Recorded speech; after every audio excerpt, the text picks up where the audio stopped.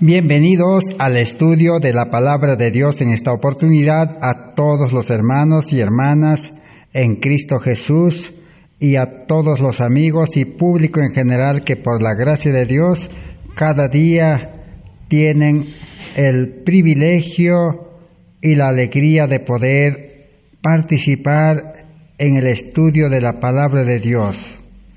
Estamos ya nuevamente aquí por la gracia de Dios para continuar estudiando el plan de salvación conforme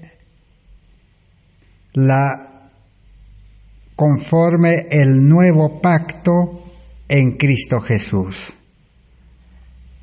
Una salvación completa del pecado, una salvación de este mundo de pecado y una salvación también del enemigo de Dios, que es Satanás.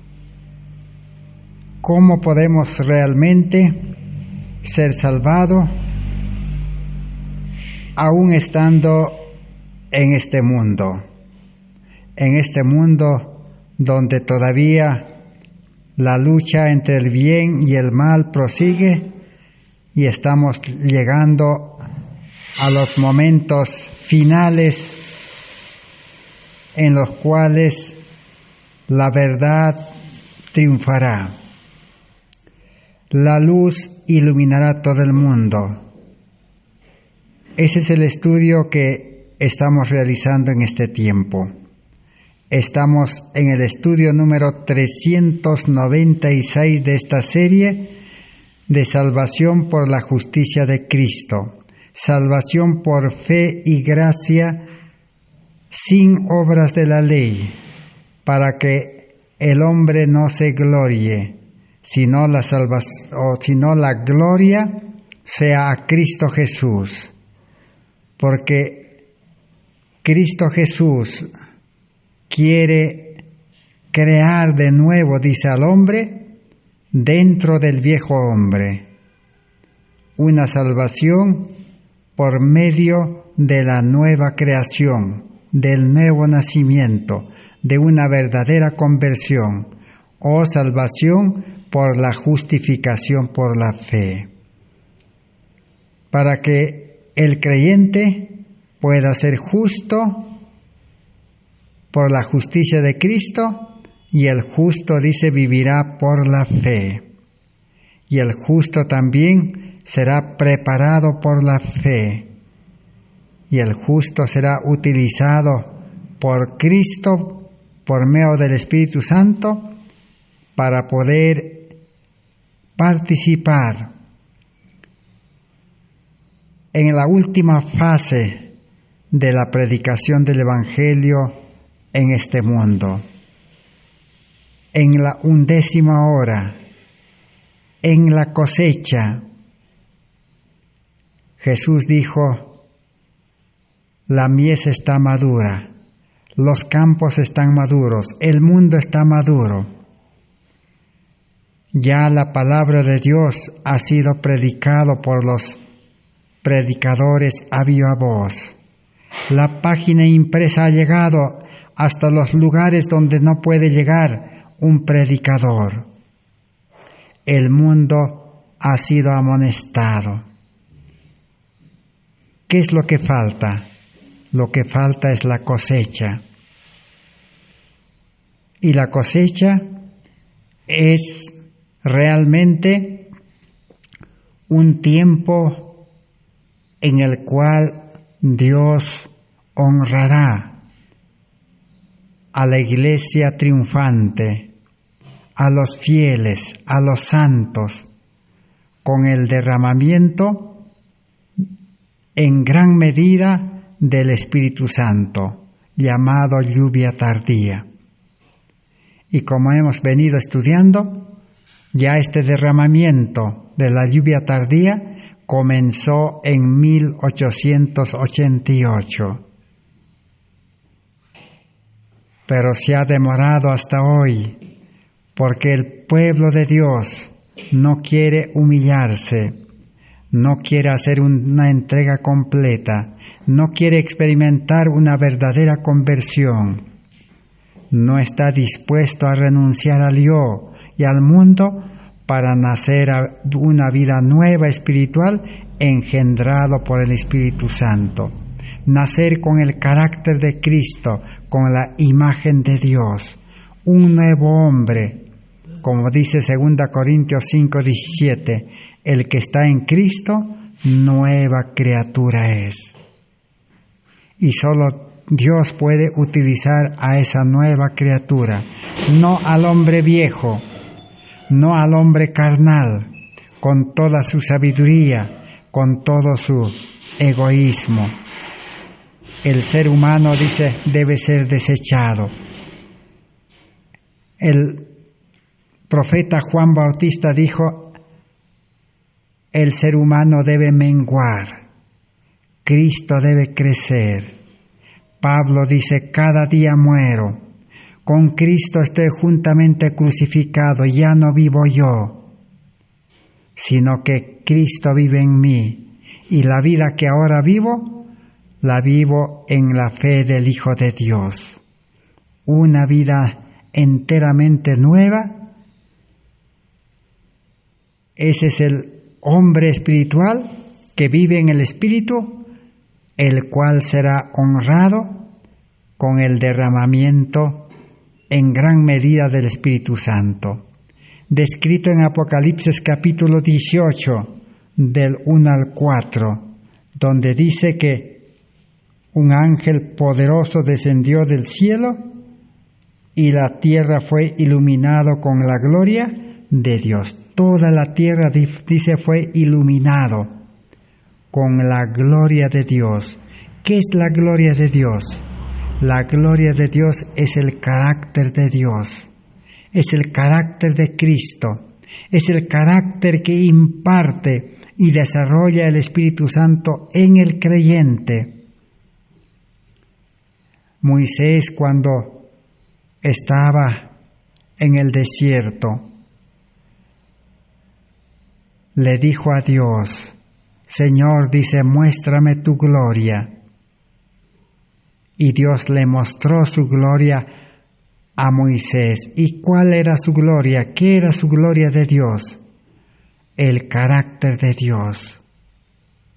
Y cuando Moisés vio la gloria de Dios, el carácter de Dios, exclamó, Dios fuerte y poderoso, grande en misericordia y amor, grande, dice, en piedad.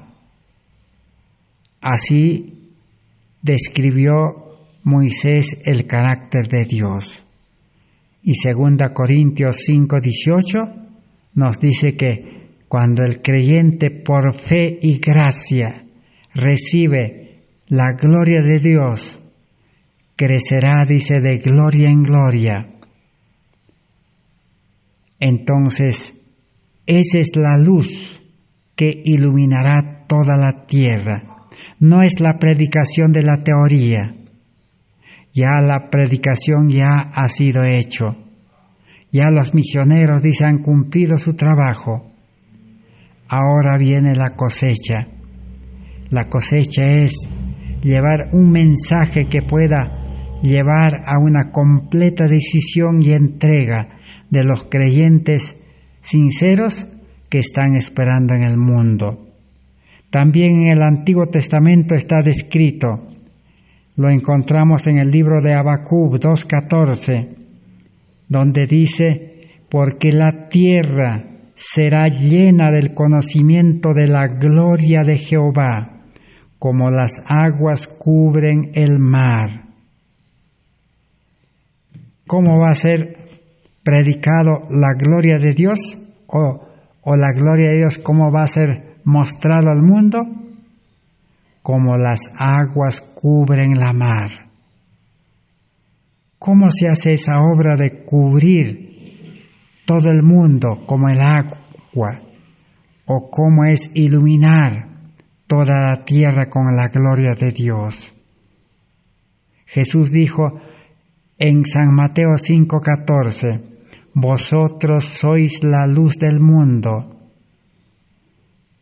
y advirtió que esa luz no debía esconderse, sino debía colocarse en un lugar alto, elevado, para que alumbre a todo aquel que quiere tomar su decisión para salvación. El ser humano con mente carnal, la religión humana, entiende mal la iluminación de la luz de Dios al mundo. Muchos piensan de que hay que esforzarse para poder predicar la palabra de Dios. Pero, ¿qué nos dice en el libro Maravillosa Gracia de Dios, página 267? ¿Será que el agente humano, el ser humano, debe poner su fuerza, debe poner su parte para poder iluminar o predicar la palabra de Dios? Vamos a leer. Dice así: los discípulos de Cristo han de ser la luz del mundo, pero Dios no les pide que hagan esfuerzo alguno para brillar. Así que es cierto que los creyentes fieles han de ser la luz del mundo, pero Dios no pide, no quiere que el hombre haga esfuerzo para brillar. Porque la luz no necesita agregar nada para que brille, solo es colocarlo, ponerlo en el lugar donde sea visible. Eso indica, es como el sol de justicia. El mensaje de la justificación por la fe está comparado como el sol de justicia. Proverbios 4:18 dice: el camino o la senda de los justos es como la luz de la aurora que va en aumento hasta que el día es perfecto. Los justos son los únicos que pueden brillar como el sol hasta que el brillo en su plenitud es al mediodía. Y alguien puede decir, alguien puede tapar el sol con un dedo, o alguien puede tapar el sol con cualquier cosa que pueda hacerlo. De ninguna manera. Así es la luz. Jesús dijo: yo soy la luz del mundo. Entonces, el que acepta a Cristo, el que recibe a Cristo por una entrega completa, Cristo por medio del Espíritu Santo entra al corazón del ser humano y hace una limpieza y establece su trono. Y el carácter de Cristo comienza a manifestarse en el creyente. Esa es la gloria de Dios, el carácter perfecto sin pecado de Cristo que iluminará el mundo. Por eso un cristiano verdadero se ha nacido a vida nueva por una verdadera conversión y engendrado por el Espíritu Santo, porque ha renunciado al yo y ha renunciado a todo lo que tiene. Entonces nace a vida nueva con el carácter de Cristo. Así como el nacimiento natural, cuando los niños nacen, heredan las características de sus padres. Así entonces, el cristiano nace con la gloria de Dios, el carácter de Cristo, nace con la luz. Entonces es imposible de ocultar la luz, imposible que los seres humanos, ningún poder humano puede puede tapar o puede impedir que esa luz brille, porque la luz de salvación, la luz del carácter de Cristo, es tan potente que es imposible ocultarlo. Por eso un cristiano no necesita hacer un esfuerzo, no necesita decir yo voy a predicar. Automáticamente, como algo natural, si yo he experimentado la conversión, entonces mi vida será una luz. Ya no tinieblas.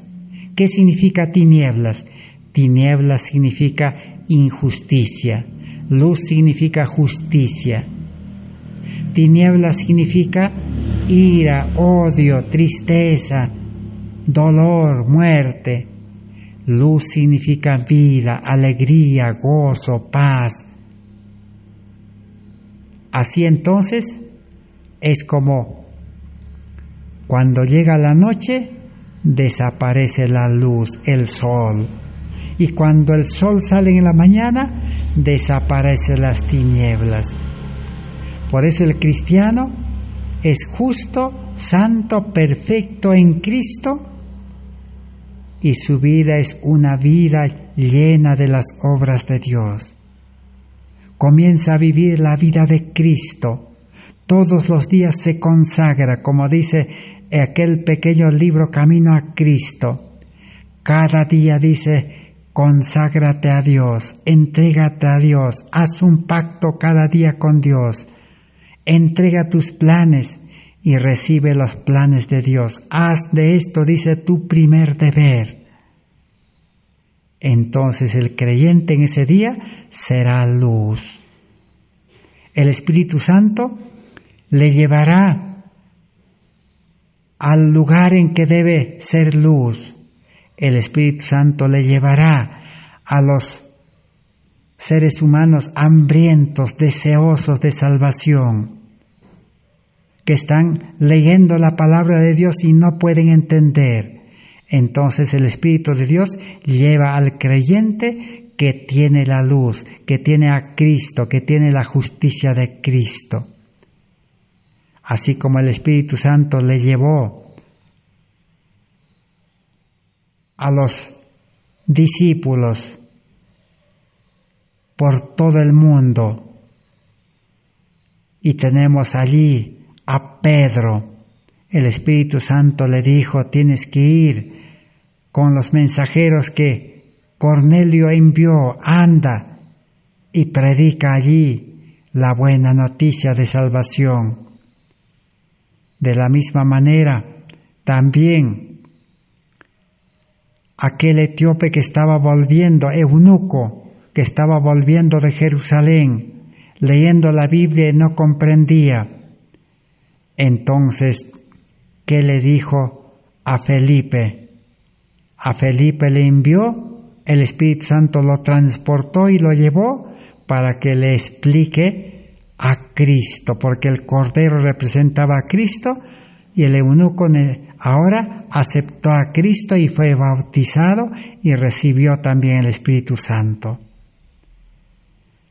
Eso se llama ser luz, ser instrumento en las manos de Dios.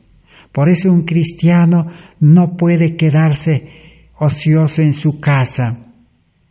Un cristiano que tiene la luz no puede estar en la plaza sin trabajar para Dios. Un cristiano todos los días, el amor lo constriñe y el Espíritu Santo lo lleva a trabajar en la obra médico-misionera. Los estudios de este mundo terminaron para ese creyente. Los trabajos de este mundo terminaron. Todos los afanes de este mundo quedaron atrás. Es imposible que un cristiano no tenga trabajo porque Dios le da trabajo.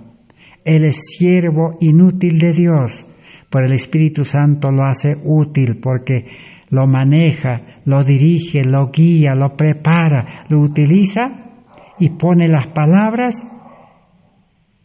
y le hace predicar. Eso es ser luz del mundo, es obra de Dios, tan fácil. ¿Qué necesita?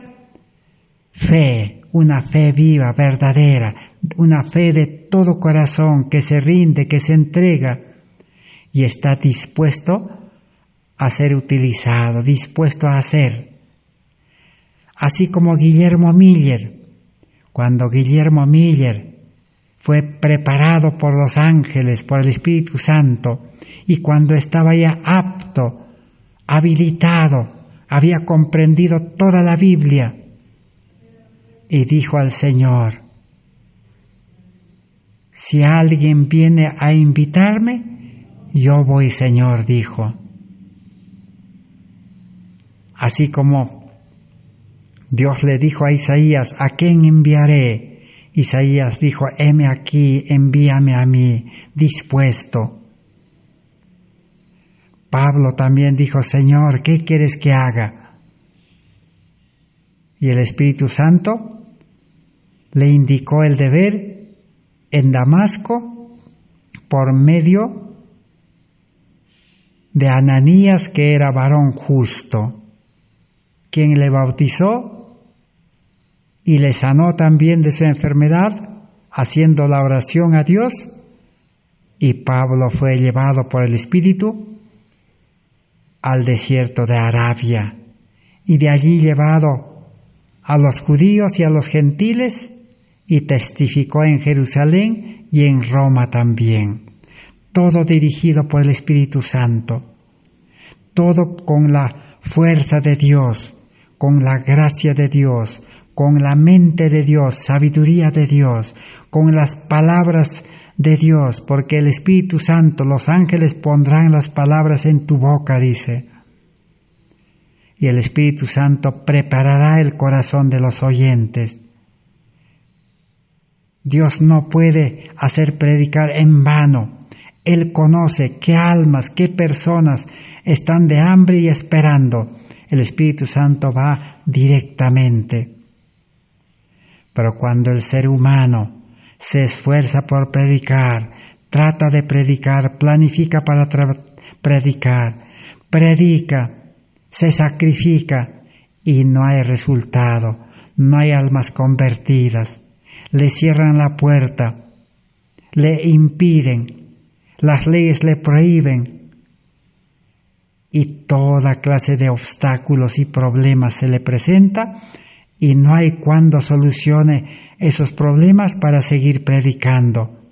La familia se opone, no le quieren dar libertad del trabajo y así cuántas cosas impiden a los creyentes en las iglesias y se ven forzados a seguir sirviendo al mundo, no pueden ser luces. ¿Qué está pasando? Es que no tienen la luz. Si no tienen luz, ¿qué luz va a brillar? Cristo debe vivir en el alma.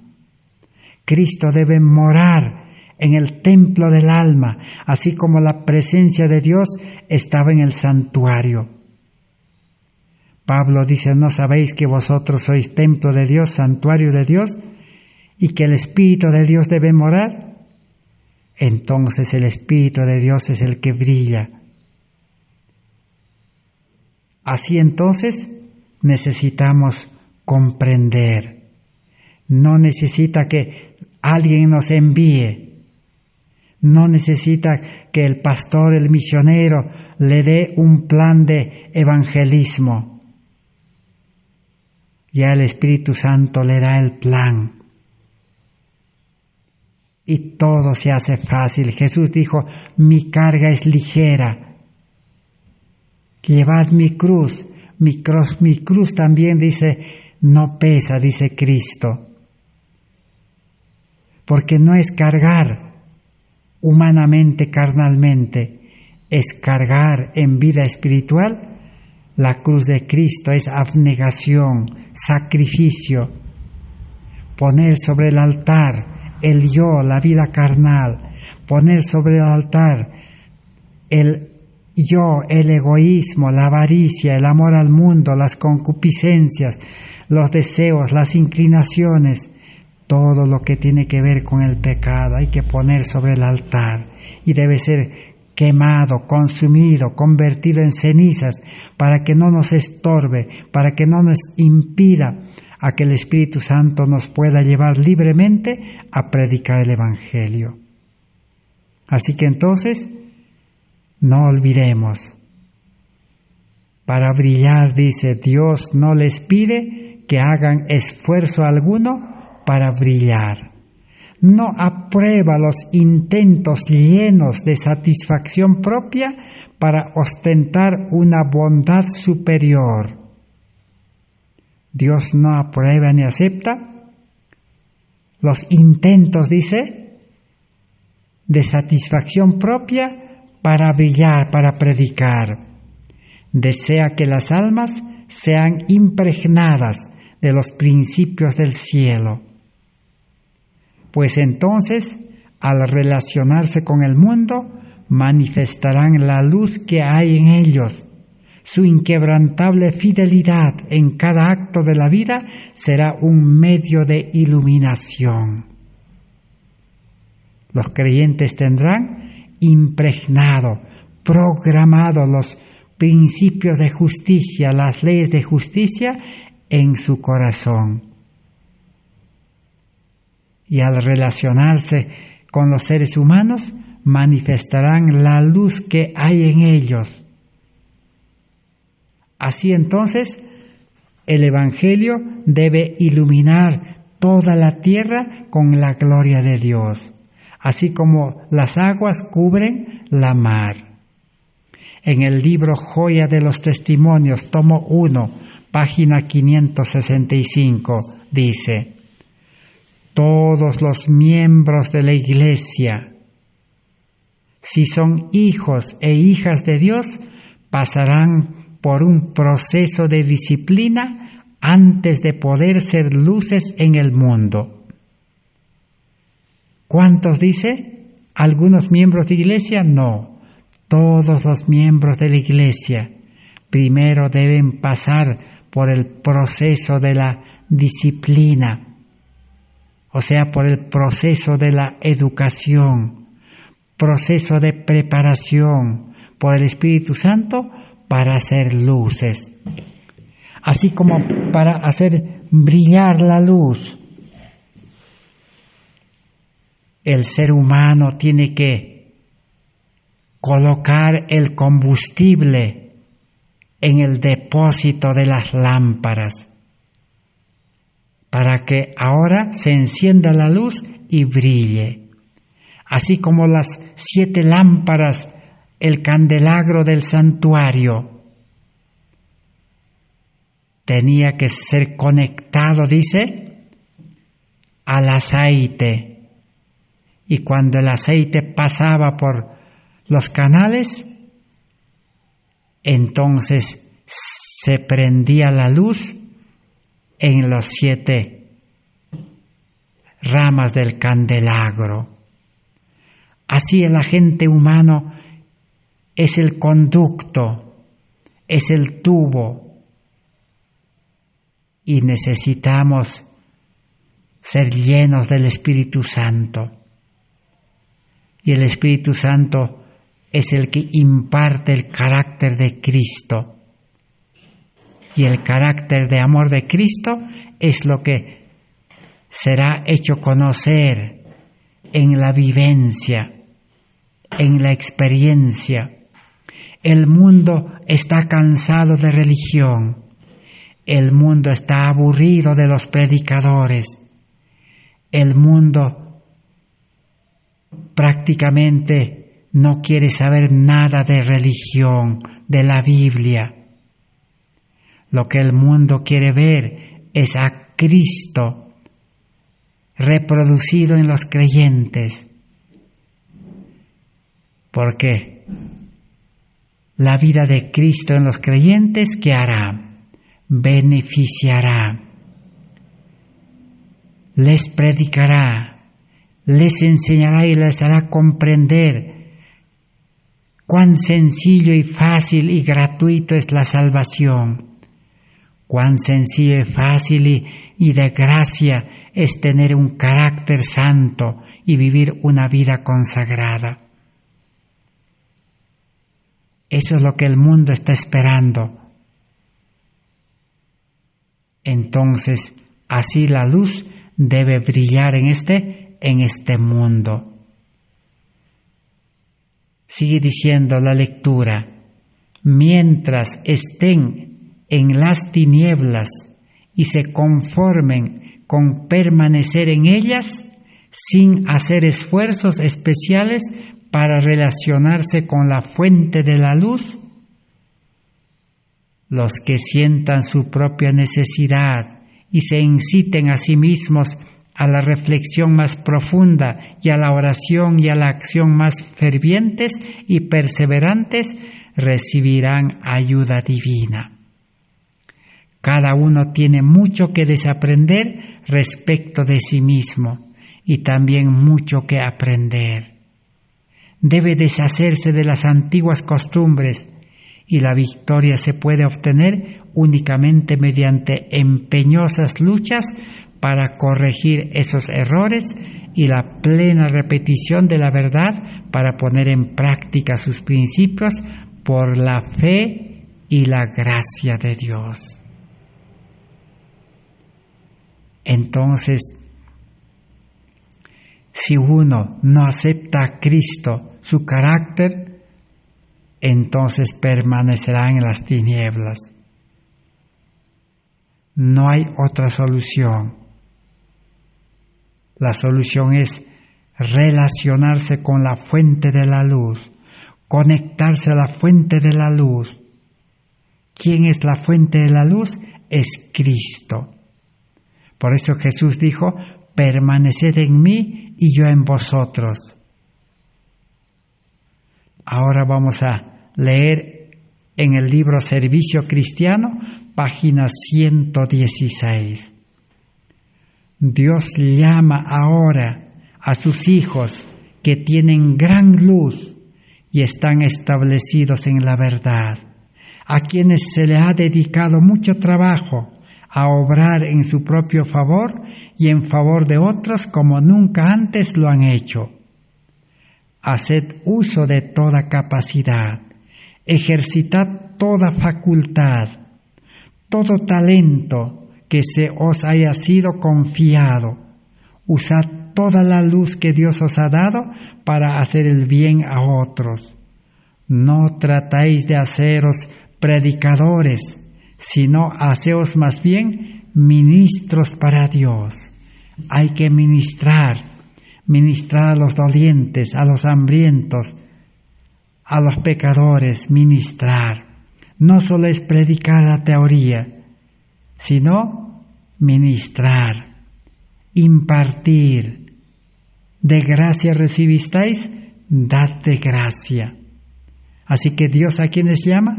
Dios llama ahora a sus hijos que tienen gran luz y están establecidos en la verdad. Si usted cree, si usted dice que tiene la luz de la justificación por la fe, la luz de Cristo, la luz del Evangelio, si usted dice que tiene la luz de los 3 mensajes angélicos, la luz del testigo fiel, la luz del santuario, la luz del Evangelio, entonces, ¿qué hace? Dice, detenido usted en su trabajo, en su estudio, en su casa, en su ciudad. Si usted permanece todavía así, eso indica que no tiene luz, no tiene la verdad. La verdad es Cristo, no es la letra, la teoría sola. Esa es una parte incompleto. La luz se completa conectándose a la fuente, uniéndose a Cristo por medio del bautismo, del pacto del bautismo del Espíritu y el pacto del bautismo de agua. Ahora sí, entonces, el creyente será un ministro de Dios, un misionero activo para impartir de gracia. En el libro Alza tus ojos, página 284, dice: que aquellos que tienen responsabilidades recuerden que el Espíritu Santo, quien realiza la tarea de moldear, es el Señor quien controla. No podemos tratar de forjar según nuestras propias ideas a aquellos por quienes trabajamos. Debemos dejar que Cristo realice esta labor. Él no sigue modelo humano alguno, actúa de acuerdo con su propia mente y espíritu. Cuando se enseña, cuando se predica el Evangelio, hay que llevar las almas a Cristo. Cristo lo va a modelar, Cristo lo va a formar y Cristo le va a llenar de frutos del Espíritu. Por eso la salvación es obra de Dios en el hombre. Pero el ser humano, el creyente, debe renunciar al mundo y unirse a Cristo. El ser humano, por más líder que sea, no puede, forjar, no puede preparar, no puede cambiar al ser humano. Es Dios quien hace el cambio completo. Entonces, ahora sí, cuando tenga un carácter perfecto y santo, ¿qué acontecerá? Vendrá la lluvia tardía o recibirá la lluvia tardía. Como dice en el libro Consejos para la Iglesia, ninguno de nosotros recibirá jamás el sello de Dios mientras nuestros caracteres tengan una mancha. Nos toca a nosotros remediar los defectos de nuestro carácter, limpiar el templo del alma de toda contaminación, entonces la lluvia tardía caerá. Así como cayó la lluvia temprana sobre los discípulos en el día de Pentecostés. ¿Qué se necesita para recibir la lluvia tardía? Necesita el sello de Dios. Y el sello de Dios se coloca en el juicio de los vivos, donde el carácter es examinado, es investigado. Y como llegaron, a ser participantes del sacrificio de Cristo, y como tienen, el carácter perfecto de Cristo, entonces serán aprobados o juzgados dignos de vida. Por eso el que es justo, siga siendo justo todavía. Y la lluvia tardía caerá, sobre dichos creyentes. Entonces, ¿qué necesitamos hoy?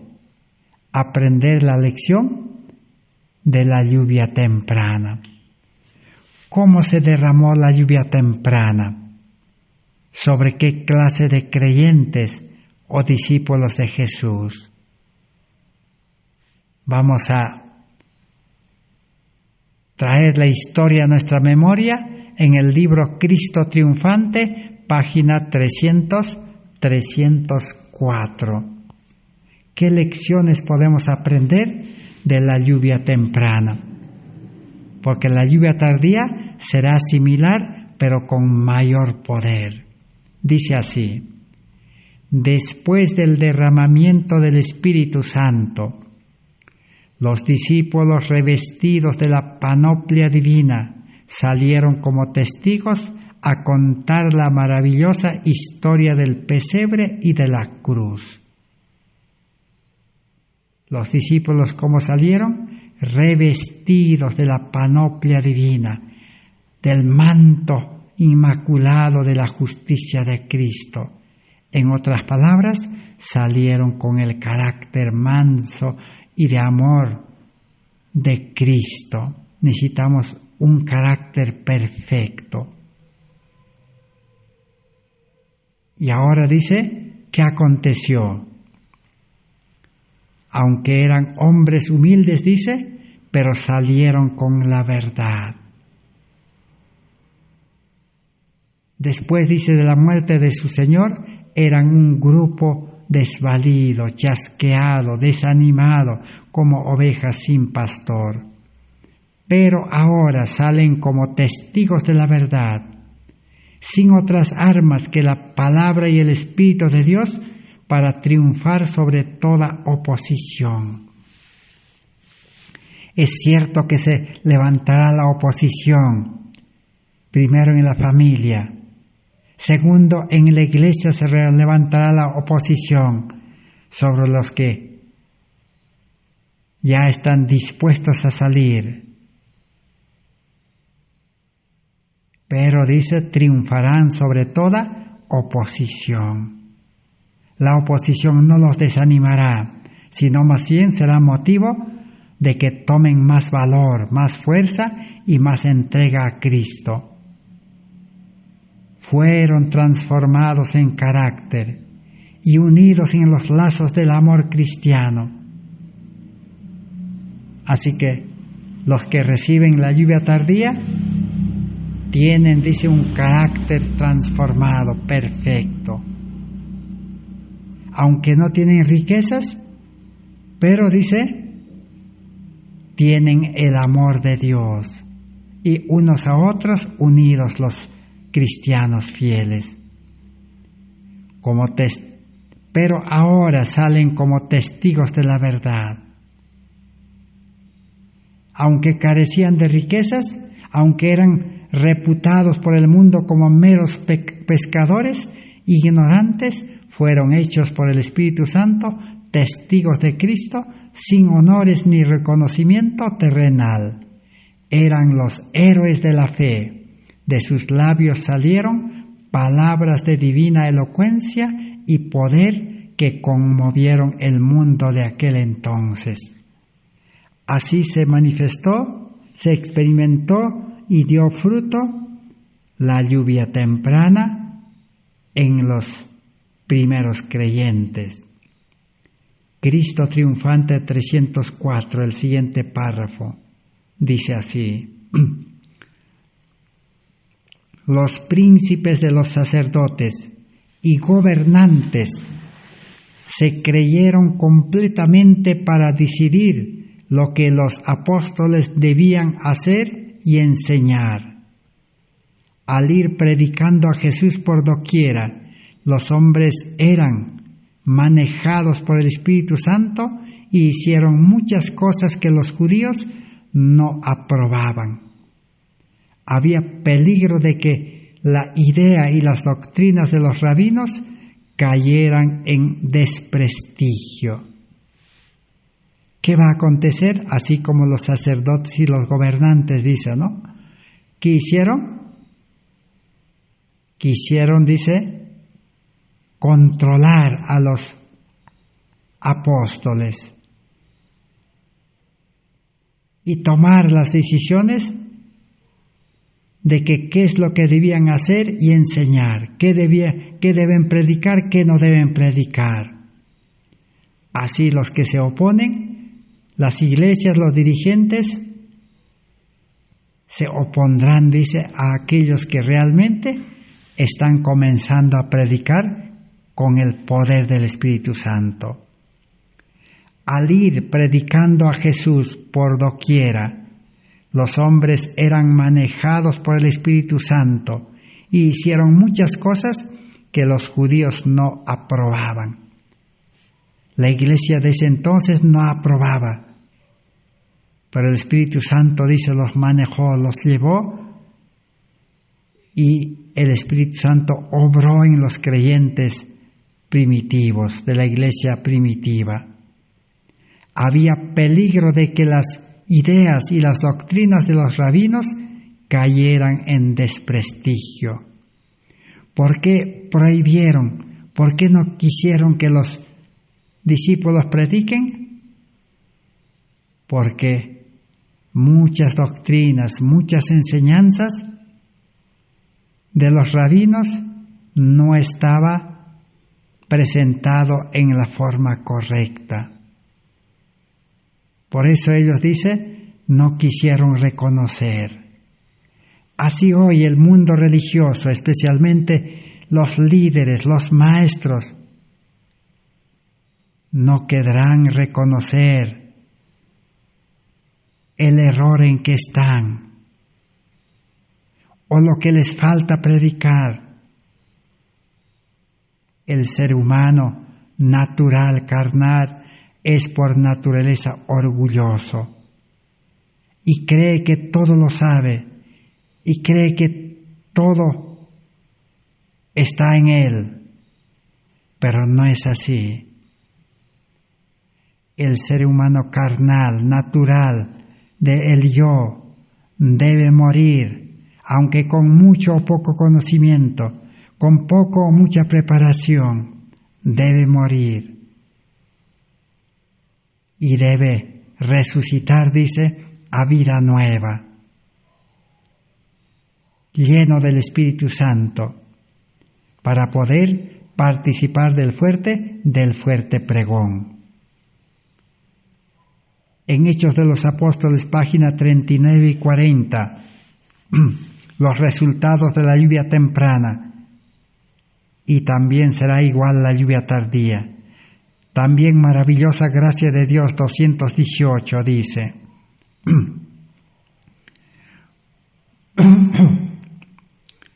¿Cuál fue el resultado del derramamiento del Espíritu en el día de Pentecostés? Las alegres nuevas de un Salvador resucitado fueron llevados a las más alejadas partes del mundo habitado. Mientras los discípulos proclamaban el mensaje de la gracia redentora, los corazones se entregaban al poder de su mensaje. La Iglesia veía afluir a ella conversos de todas direcciones. Los apóstatas se reconvertían. Los pecadores se unían con los creyentes en busca de la perla de gran precio. Algunos de los que habían sido los más enconados oponentes del Evangelio llegaron a ser sus campeones. Muchos que eran enemigos, dice, de la verdad, en el tiempo de los apóstoles, se convirtieron y llegaron a ser los campeones en predicar a Cristo crucificado y resucitado y Cristo pronto a venir. Cada cristiano veía en su hermano una revelación del amor y la benevolencia divinos. Un solo interés prevalecía, un solo objetivo de emulación hacía olvidar todos los demás. La ambición de los creyentes era revelar la semejanza del carácter de Cristo y trabajar para el engrandecimiento de su reino. Solo dos propósitos les embargaba: revelar, dice, la semejanza del carácter de Cristo en la persona, y trabajar para atraer muchas almas a Cristo. En el mismo libro Maravillosa Gracia de Dios 218, el párrafo 3 dice: no podían ser refrenados ni intimidados por amenaza los apóstoles. El Señor hablaba por su medio y mientras iban de un lugar a otro, predicaban el Evangelio a los pobres y se efectuaban milagros de la gracia divina. Tal es el poder con que Dios puede obrar cuando los hombres se entregan al dominio de su Espíritu Santo. ¿Dónde estaba el secreto de los discípulos y los creyentes de la iglesia primitiva? Entregarse, dice, por completo en las manos del Espíritu Santo. Dios tiene poder para hacer esa obra de predicación, pero Dios no puede predicar sin el agente humano que se rinde y se ponga en sus manos. Pero también el hombre no puede predicar como debe ser si no se pone en las manos de Dios. La obra de la salvación es una obra mancomunada. Vamos a leer ahora en el libro Maravillosa Gracia de Dios, 218. Vamos a ver. Y también Maravillosa Gracia de Dios, 275 y 219. Dice así: los apóstoles realizaron una obra que conmovió el mundo. El Evangelio fue llevado a toda nación en una sola generación. ¿Cuánto tiempo demoró para llevar el Evangelio al mundo? Una generación. ¿Cuánto es una generación? Según la Biblia, 40 años. Gloriosos, dice, fueron los resultados que acompañaron al ministerio de los apóstoles escogidos por Cristo. Al principio, algunos de ellos eran hombres sin letras, pero su consagración a la causa de su Maestro era absoluta y bajo su instrucción consiguieron una preparación para la gran obra que les fue encomendada. Así que, entre los discípulos habían hombres sin letras, pero el Espíritu Santo, dice, les dio una preparación completa de cuerpo, alma y espíritu. La gracia de la verdad reinaba en sus corazones, inspiraban sus motivos y dirigían sus acciones. Sus vidas estaban escondidas con Cristo en Dios. El yo se perdía de vista, sumergido en las profundidades del amor divino. Ahí tenemos otras condiciones. El yo, dice, ya no estaba en el creyente. El yo estaba en la cruz. ¿Y qué más? Jesucristo, dice, era el que se manifestaba en el creyente. Sus vidas estaban escondidas en Cristo. El yo, la vida carnal, está escondido en Cristo. A eso se llama estar crucificado juntamente con Cristo. A eso se llama morir cada día. Ahora sí, el Espíritu Santo podrá utilizar al creyente. Jesucristo, sabiduría y poder de Dios, era el tema de todo discurso. A medida que proclamaban un Salvador todopoderoso, resucitado, sus palabras conmovían los corazones y hombres y mujeres eran ganados para el Evangelio. Multitudes que habían vilipendiado el nombre del Salvador y despreciado su poder, ahora se confesaban discípulos del crucificado. Maravillosa Gracia de Dios, 275. Y 219 dice: sin el Espíritu y el poder de Dios será en vano que trabajemos para presentar la verdad.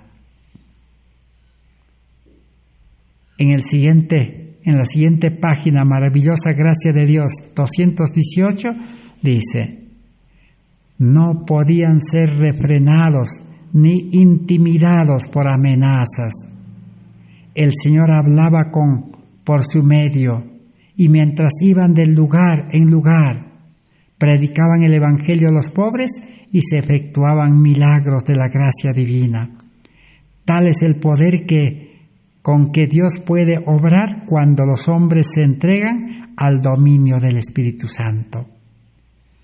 Hoy necesitamos hacer una entrega completa para que el Espíritu Santo pueda hacer una obra por medio del creyente.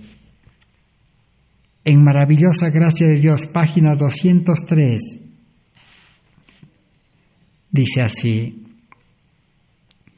Dios se ha dignado comunicar la verdad al mundo por medio de instrumentos humanos, y Él mismo por su Espíritu Santo habilitó a hombres y los hizo capaces de realizar esta obra. Guió la inteligencia de ellos en la elección de lo que debían decir y escribir. El tesoro fue confiado en vasos de barro, pero no por eso deja de ser del cielo. Aunque transmitido por medio del vehículo imperfecto del idioma humano, no por eso deja de ser el testimonio de Dios y el Hijo de Dios obediente y creyente. Contempla en ello la gloria de un poder divino lleno de gracia y verdad. Esta luz entonces debe ser impartido, o la palabra debe ser impartido por medio, dice, del ser humano natural, tal como es. Dios quiere utilizarlo solamente como un instrumento, desechando a un lado lo que tiene el ser humano. Vamos a terminar de leer. Página 198, maravillosa gracia de Dios. Los embebió con su poder para que pudieran ganar almas para el Evangelio. De allí en adelante Cristo vivía a través de sus facultades y hablaba a través de sus palabras. Cuando los discípulos recibieron el Espíritu Santo, entonces vivían, dice, en la vida de Cristo. Y Cristo, dice, hablaba por medio de ellos. Debían apreciar sus principios y permitir que su Espíritu les dirigiera. En ese caso, no seguirían más sus propios caminos, ni hablarían sus propias palabras. Las que hablaran procedían de un corazón santificado y de labios santificados. Hijos e hijas de Dios, 296. Maravillosa gracia de Dios, 203.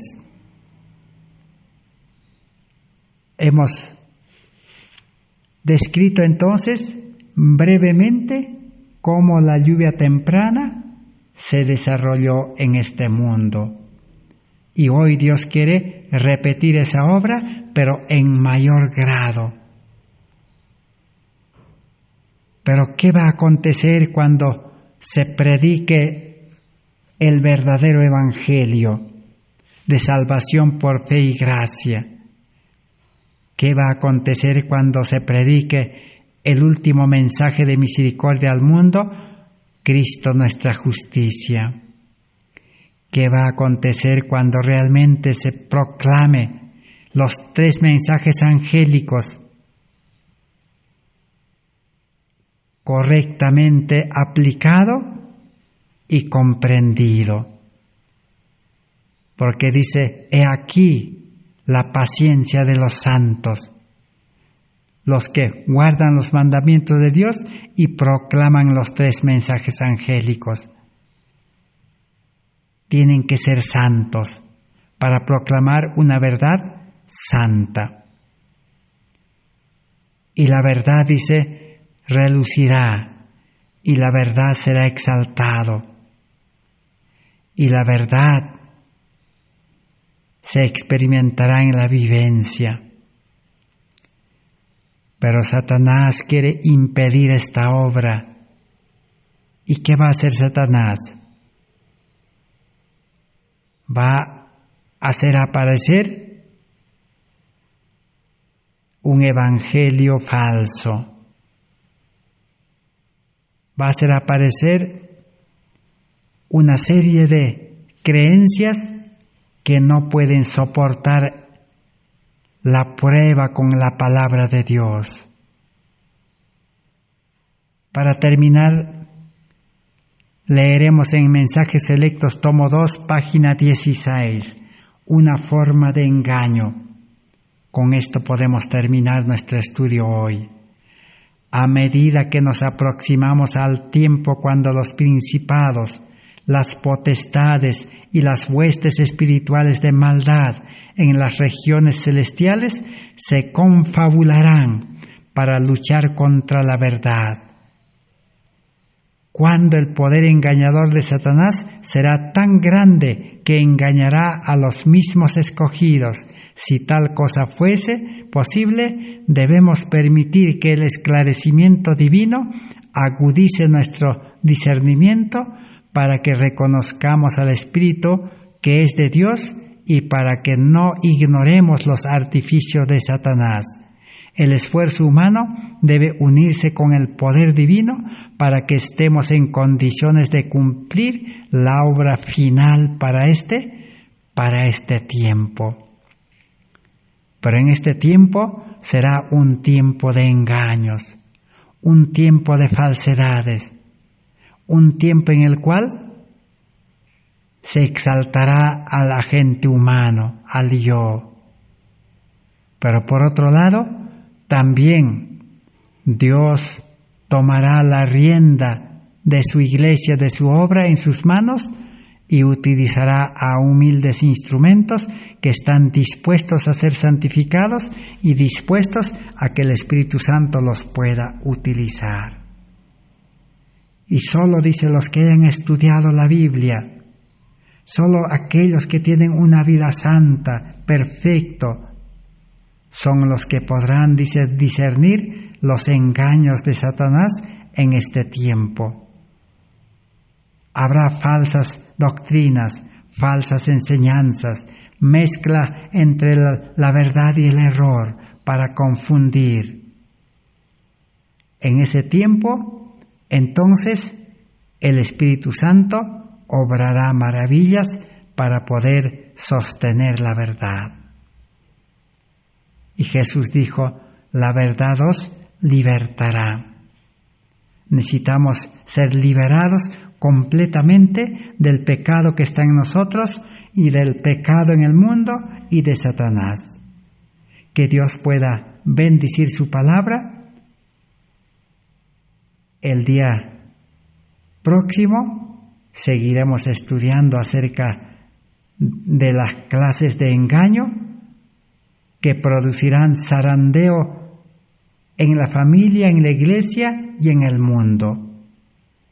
Gracias por su amable atención, gracias a Dios, y que Dios pueda bendecir su palabra para que no vuelva vacío.